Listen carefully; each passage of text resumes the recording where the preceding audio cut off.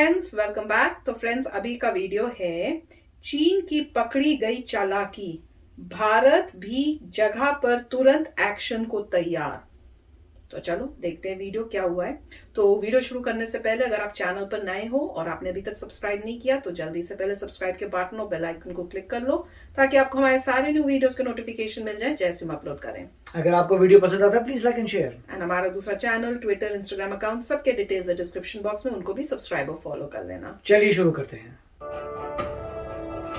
दुनिया को कोरोना में झोंक कर खुद अपनी गंदी नीयत के विस्तार में लगा हुआ है चीन, और चीन की इसी गंदी नीयत पर सीधे सीधे चोट की है भारत के सीडीएस जनरल बिपिन रावत ने। पहले चीन क्या कर रहा है ये जान लीजिए, फिर आपको बताएंगे कि सीडीएस ने जो कहा है वो कैसे चीन की परेशानी बढ़ाने वाली खबर है।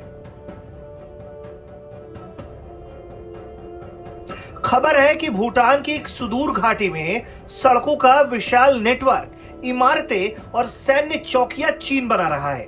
इस आधारभूत ढांचे की स्थापना कर ड्रैगन क्षेत्र में अपने नागरिकों और सुरक्षा बलों को बसाने की कोशिश के साथ ही सैन्य उपकरण भी तैनात कर रहा है।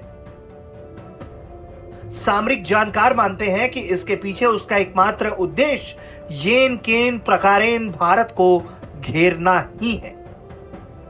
भूटान घाटी में चीन 2015 से ही इस तरह की हरकतों को अंजाम दे रहा है। चीन ने 2015 में यह ऐलान किया था कि वो तिब्बत स्वायत्त क्षेत्र के दक्षिण में ग्यालफुक गांव बसा रहा है, लेकिन यह गांव भूटान में पड़ता है। इसकी पुष्टि फॉरेन पॉलिसी भी करती है। इस पत्रिका के मुताबिक चीन ने 2015 में तिब्बत क्षेत्र के दक्षिण में जिएलू आबे नाम का एक गांव बसाने की घोषणा की थी।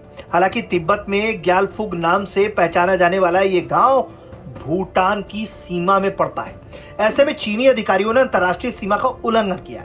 उनकी यह कोशिश हिमालय क्षेत्र में भारत सहित अन्य देशों के हितों को कमतर करने के सालों से जारी अभियान का हिस्सा है।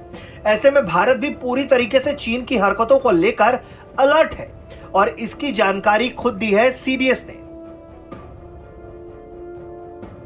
इंडिया टुडे ग्रुप को सीडीएस बिपिन रावत ने एक इंटरव्यू दिया है जिसमें उन्होंने सीमा को लेकर भारत की तैयारी की कई बड़ी जानकारियां साझा की है। सीडीएस बिपिन रावत ने कहा है कि हमारे सभी कमांडर खतरे का विश्लेषण करने में महारत हैं। हम सेना के उन कमांडर्स को बहुत महत्व देते हैं जिनके पास रिस्क लेने की योग्यता है, क्योंकि खतरे लेने की काबिलियत दिमाग में होती है।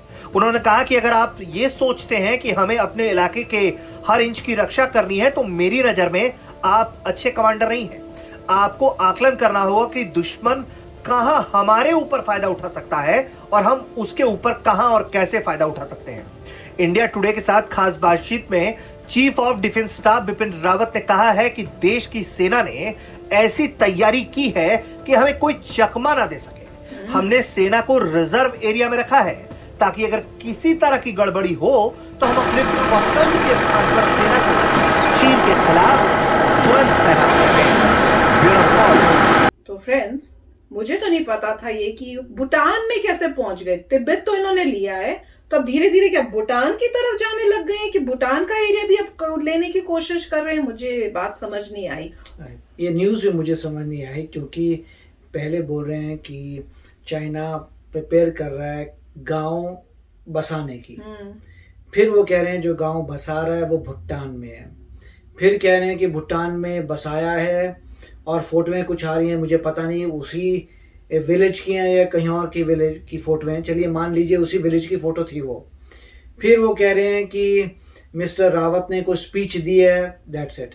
हुआ क्या? मतलब क्या जाके हमने उस विलेज को तोड़ा फोड़ा या हम कैसे तोड़ सकते हैं? अगर वो भूटान में तो हम तोड़ सकते हैं। भूटान जो है, भूटान इंडिया के साथ है, क्या इन्होंने बताया नहीं? क्या भूटान ने बोला कि हाँ भाई हम जो है, मतलब भूटान जो है इंडिया का प्रोटेक्टोरेट है, इन द सेंस ये मतलब इंडिया जो है प्रोटेक्ट करता है भूटान को। भूटान की सिक्योरिटी की पूरी रिस्पॉन्सिबिलिटी इंडिया की है।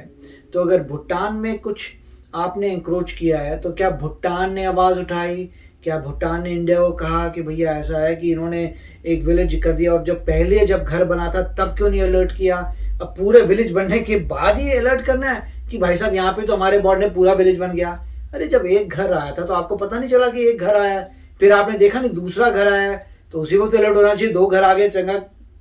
प्रॉब्लम क्या है, ये तो हमारा बॉर्डर है, ये तो हमारा एरिया है, हमारे एरिया में 2 घर आ गए, उसी वक्त जाके कार्रवाई होनी चाहिए थी, तोड़ ताड़ देनी चाहिए थी, मतलब जो भी आपके प्रोटोकॉल हैं कि ये तो हमारा एरिया, हमारे एरिया में कैसे आ गए। ऐसा थोड़ा ना होता कि धीरे धीरे धीरे पूरा विलेज बन गया, आप बोल रहे विलेज आ गया। एक बार विलेज आया तो उसको तोड़ना भी मुश्किल है। हाँ, तो मतलब फर्स्ट टाइम ही जैसे शुरू हो रहा था तभी तोड़ देना तो इसमें चाहिए था। कुछ झोल है, क्योंकि अगर तो है आपका पहला घर आया था, वो बोल रहे हैं भूटान में आया था, बॉर्डर पे का मतलब क्या है कि बॉर्डर के उस पार आया तो ठीक है, या बॉर्डर के इस पार आया तो प्रॉब्लम है। बॉर्डर के ऊपर तो कोई बना नहीं सकता घर, या फिर यहाँ पे ये है कि बॉर्डर की एग्जैक्टली लाइन पता नहीं है किसी को कि बॉर्डर वहां है यहाँ है, किसी को पता नहीं, बॉर्डर तो बन गया तो बॉर्डर पे आ गया। तो मेरे ख्याल से जो भी है इसमें ये क्लैरिटी नहीं थी कि इंडिया ने क्या एक्शन लिया है। ये बोलना कि हम जगह जगह एग्जैक्टली मॉनिटर नहीं कर सकते, मगर जहां पे हमें डेंजरस था वहां मॉनिटर करेंगे, वो ठीक है, मगर अभी का क्या हुआ, अभी जो विलेज आया उसका क्या हुआ, क्या वो विलेज भूटान के अंदर है कि नहीं है, और इंडिया का क्या रिस्पॉन्स है, ये क्लियर नहीं हो रहा था अभी तक। पर ये तो उन्होंने कहा है कि हमारे एरियाज के लिए तो आर्मी जो है वो तो अलर्ट पे है, और वो कह रहे हैं कि क्योंकि इतना पूरा जो वो है बॉर्डर उसको तो कर नहीं सकते, तो हमें इतना पता है कि वो कहाँ से आ सकते हैं, उसके बारे में हमें पता होना चाहिए कि कहाँ पे वो कर सकते हैं, और उनका कौन सा वीक एरिया है जहाँ से हम फायदा उठा सकते हैं। वो तो ऑब्वियस है कि वो भी यही जो चाइना वाले वो भी यही सोच रहे होंगे। पर मैं तो ये सुन के हैरान हो रही हूँ कि चाइना वाले यहाँ तिब्बत पहले ले लिया सारा, अब इंडिया का एरिया लेने की कोशिश कर रहे हैं, वहां भूटान का एरिया लेने की कोशिश कर रहे हैं, ऊपर से ये कोरोना है। मुझे अच्छा ये पता है, बहुत टाइम से मुझे लग रहा था जैसे ही इंडिया में कोरोना की सिचुएशन इस टाइप से हुई थी, मेरे दिमाग में ये ऑलमोस्ट रोज आता है कि इसका फायदा कहीं चाइना ना उठाए कि यहाँ पे इनके प्रॉब्लम्स हो रही हैं, अब इस टाइम हम आके जगहें ले सकते हैं, क्योंकि ये तो अपने इंटरनल मैटर में इतने बिजी हैं। अब आर्मी कैसे वहां जाएगी और उसका कोई फायदा ना उठा ले जो एनिमीज है हमारी।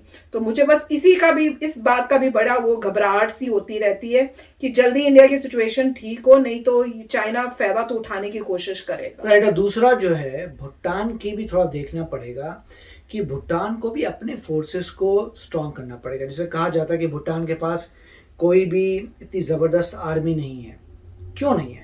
भूटान को अपनी प्रोटेक्शन के लिए अपनी फोर्स, चलिए मान लीजिए भूटान की रिस्पॉन्सिबिलिटी इंडिया ले रहा है, मगर भूटान को खुद अपने लोगों को भी रेडी करना चाहिए कि ये भी हेल्प करें, हम भी हेल्प करेंगे और आप भी हेल्प करो, एक यूनिफाइड फोर्स बना देते हैं। अब ये कहना, जैसे भूटान में कहा जाता है कि कोई वो मशीनरी नहीं लाने देते, मैकेनाइज नहीं करने देते, क्योंकि उनको एनवायरनमेंट को खराब नहीं करना। फिर वो कहते हैं कि कोई किसी कंट्रीज की एम्बेसी नहीं आएंगी, क्लोज्ड एनवायरनमेंट है पूरा। पॉइंट ये है कि जब भी आप मिलिटरीली वीक हो जाते हैं, दूसरे लोग आपके ऊपर आ जाते हैं, तो मतलब ये तो पहले हिस्ट्री में देखा हुआ है कि जब भी किसी के पास जबरदस्त आर्म्स एंड एम्युनिशन नहीं थे, वेपन्स नहीं थे स्ट्रॉन्ग, तो आप हार गए। और उसके बाद क्या, आपकी लैंड ही नहीं बचेगी। तो लैंड को कहने का मतलब क्या है कि भाई ये मेरी अच्छी लैंड है, इसके मैं कुछ मशीनरी लाऊंगा, वातावरण को खराब नहीं करूंगा, लोगों के एम्बेसी नहीं बनाऊंगा, कम्युनिकेशन नहीं करूंगा, ईमेल नहीं भेजूंगा।